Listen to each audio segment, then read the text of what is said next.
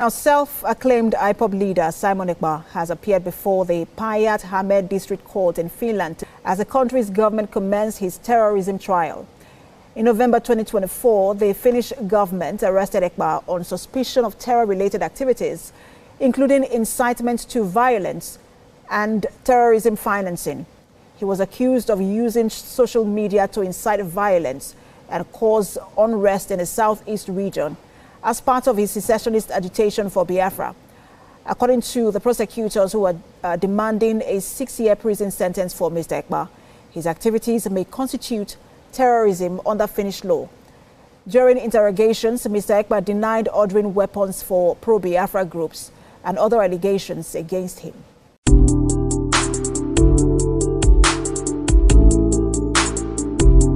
Hi everyone, welcome back to Explorewithsu. Today's video is all about Simon Ekpa in Finland and the current court case that is ongoing. On June 6, 2025, the courtroom was on fire.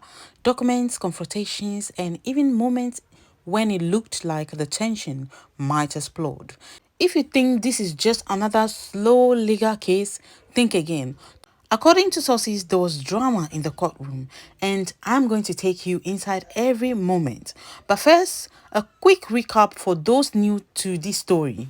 Simon Ekpa, a former politician in Lahti, Finland, rose to global attention for his online support for Biafra independence in Nigeria. From 2021 to 2024, Simon posted videos and tweets urging sit-at-home strikes, challenging Nigeria's government and calling for Biafra's freedom. His message were loud, defiant, and they spread fast. But authorities say those words didn't just stay online. In November 2024, Finnish police arrested him on charges of public incitement to commit crime with terrorist intent, participation in a terrorist group, and financial misconduct. Now he's on trial in Finland. And this courtroom story started in full on May 30th, 2025. That was the first official hearing.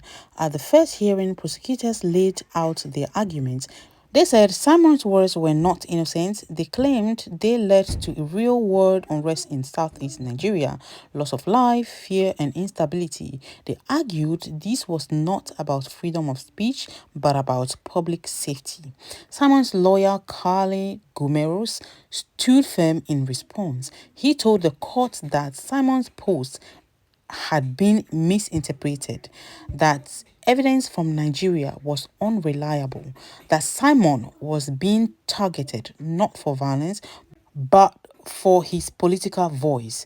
The court allowed the case to proceed. No decision was made that day, but the stage was set for an intense battle ahead.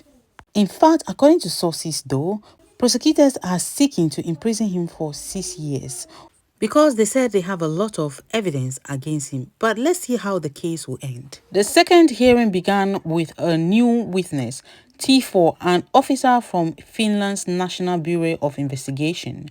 He arrived with documents. The judge allowed him to testify, yet formally accepted. The rumors online saying otherwise false. This evidence was heard in court. T4 began by reading Simon's tweets. One tweet from November 6th, where Simon styled himself as Prime Minister of a Biafra government in exile. T4 argued this proved leadership, not innocent content creation. Simon's lawyer acted quickly, requesting cross-examination. The judge granted it, and that's when the battle began. Face to face with T4, Simon defended himself. I am a content creator. My posts are commentary, not directives. But T4 brought more, a tweet announcing a 30-day lockdown of Nigerian government institutions signed by Simon. Simon said it was political commentary, not an actual order. Then came a tweet from October 2024 where Simon allegedly banned a construction project in Imo State. Again, Simon argued it was metaphor, not literal action. At this point, even the judge had to step in, warning everyone to stay calm. But the prosecution had one more Punch, they presented Simon's August 2024 tweet declaring a 30-day sit-at-home across southeast Nigeria, signed under his movement's name. Simon defended again, "I was raising awareness. The intent was peaceful." And finally, T4 introduced a new article mentioning a bounty placed on Simon by a rival group, arguing his words had created dangerous tensions. Simon replied, "I do not endorse violence. I cannot be held responsible for how others interpret my posts." Each tweet was dissected by T4, arguing they were not just content, but calls to action. Another evidence or testimony they had was from a person coded name T5, the financial expert, followed with evidence of suspicious monetary transactions linked to Simon, documents suggesting potential funding for operations or objects for fighting. This marked a pivotal moment in the court's scrutiny of financial misconduct and possible link to illicit support. In summary, Simon was given the chance to answer each allegation directly, and he insisted his tweets were satirical and metaphorical political commentary, not incitement. He firmly stated he condemns all violence and that he cannot be held responsible for actions others take. And he went on to clarify the sit-at-home order was intended to draw attention to injustice, not to spark violence. And so did many people think anyway, depending on who you ask. So where do we stand now? T4 and T5's testimonies were allowed, but their credibility is still up for challenge. Simon remains calm, defending himself as a content creator, not a separatist leader. Today was set aside for another hearing, which was the third hearing. And today's hearing in Simon Ekpa's case was one of those moments. The tension was high, the evidence dramatic, and the stakes for this trial, and for Simon himself, have never been clearer. According to sources, the courtroom was very full. The prosecution arrived ready to present what they claimed was pivotal new evidence, a CCTV video allegedly captured inside Simon's own office. Before allowing the footage to be shown, the judge asked an important question. How do we know this video is real? How was it obtained? And has it been altered in any way? The prosecutor explained the video was securely transferred from a trusted source within Simon's office. A certified forensic video analyst had reviewed it in detail and confirmed its authenticity. The metadata matched the date, time, and location, and the full chain of custody would also be presented. Satisfied to proceed, but reserving final judgment, the judge allowed the video to be played. The footage appeared on the screen and the entire courtroom leaned in. On the video was Simon Ekpa wearing a black suit and red tie, pacing his office while on a phone call, and what the court heard next brought audible gasps.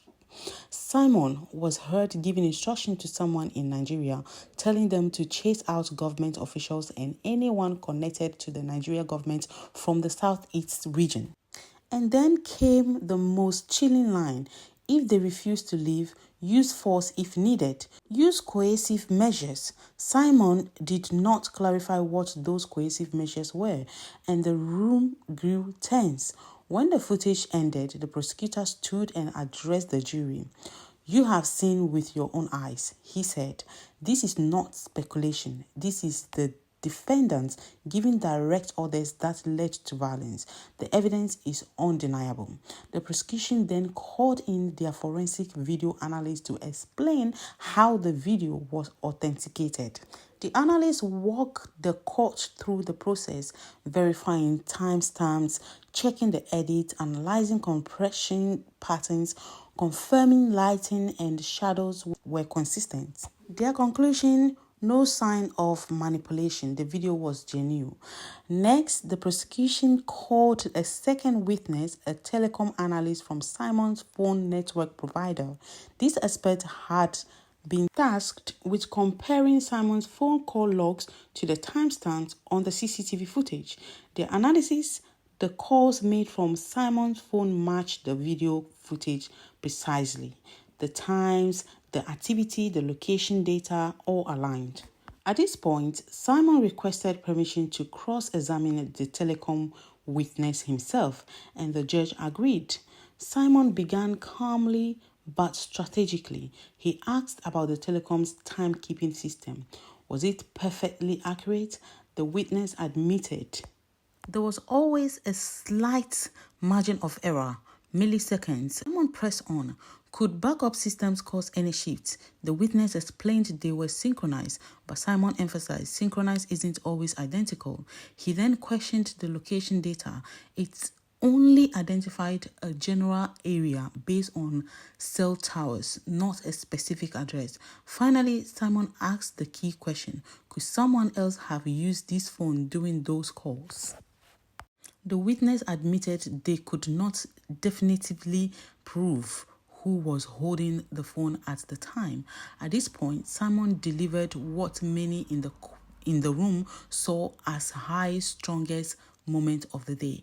He turned to the judge and jury and said, "Your Honor, members of the jury, no system is perfect. The call logs suggest I was in the general area, but they cannot prove I was making those calls. The video and the phone data cannot definitively place me as the speaker.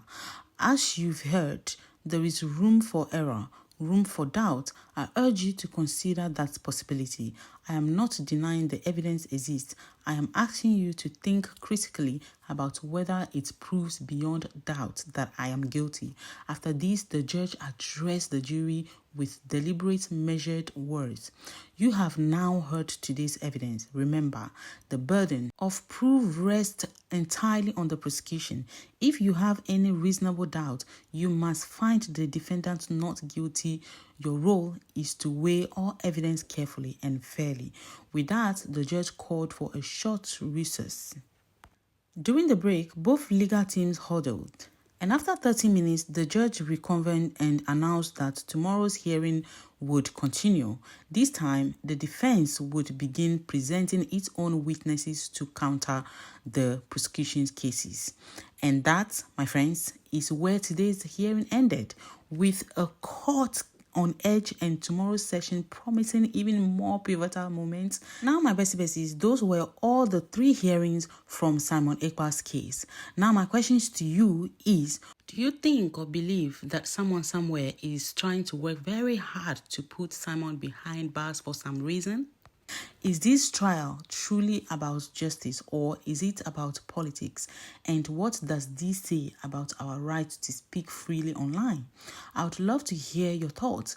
Do you think the prosecution's video evidence is convincing, or did someone's cross-examination raise real doubt? Let's discuss in the comments below, and don't forget, tomorrow's hearing could change everything. If you found this update valuable, please like the video, subscribe, and turn on notifications so you won't miss the next part of this unfolding story. I'll see you in the next video, guys. Thank you so much for joining Explorewithsu, and see you in the next video tomorrow. Bye-bye, guys.